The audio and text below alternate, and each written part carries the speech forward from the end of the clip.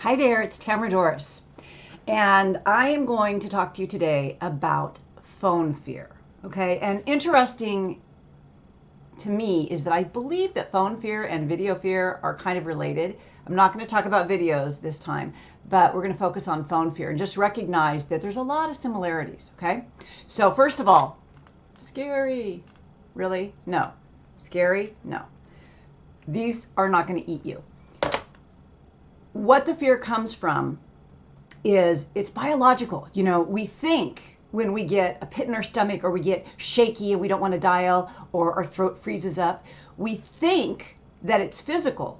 But all biology in your body, all brain chemistry, all neurotransmitters that give you the feelings that you have physically, all come from thought.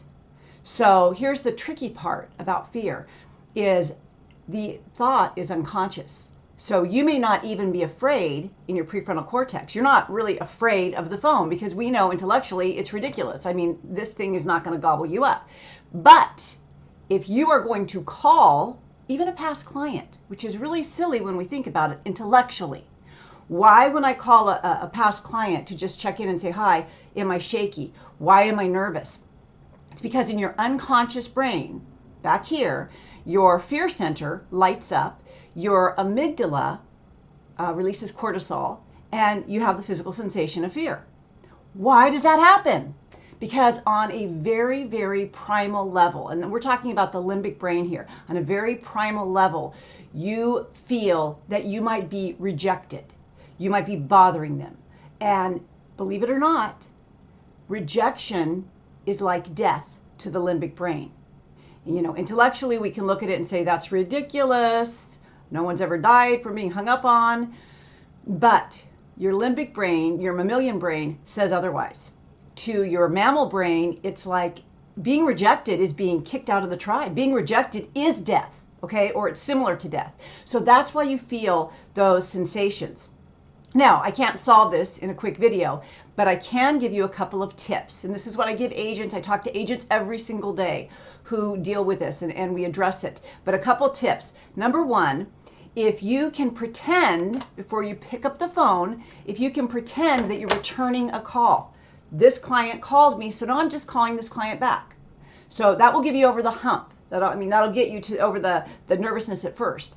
And then just remember, anytime that you're focusing on your fear and you're letting your fear hold you back, guess what? You're not focusing on your client or your prospect. Because when you're focusing on that person as, how can I serve this person? How can I educate this person? How can I assist this person in whatever way that I am trying to? If I'm thinking about myself, you can't. So whenever I pick up the phone, if I'm calling an agent who wants to coach with me perhaps, I'm not thinking of it as, oh my gosh, what if my coaching program is too expensive, or what if they don't like me?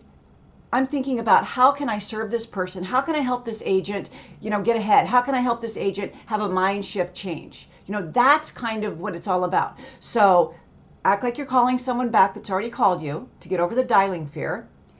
Have a frame of service that focuses on the person you're calling and not yourself. Those two tips can really, really take you far. If you haven't read my new book, Mind Over Market, you have to read that, because then you can learn the actual steps that I go into, and if you follow those, that will really help you a lot more too. And I have a really, really affordable coaching program now. At least I think it's affordable, from it going from here to me offering a new program. So go to www.coachwithtamara.com if you want to know more, and have a fabulous day. Pick up that phone. I want to hear from you on Facebook. Let me know, okay? Have a great day.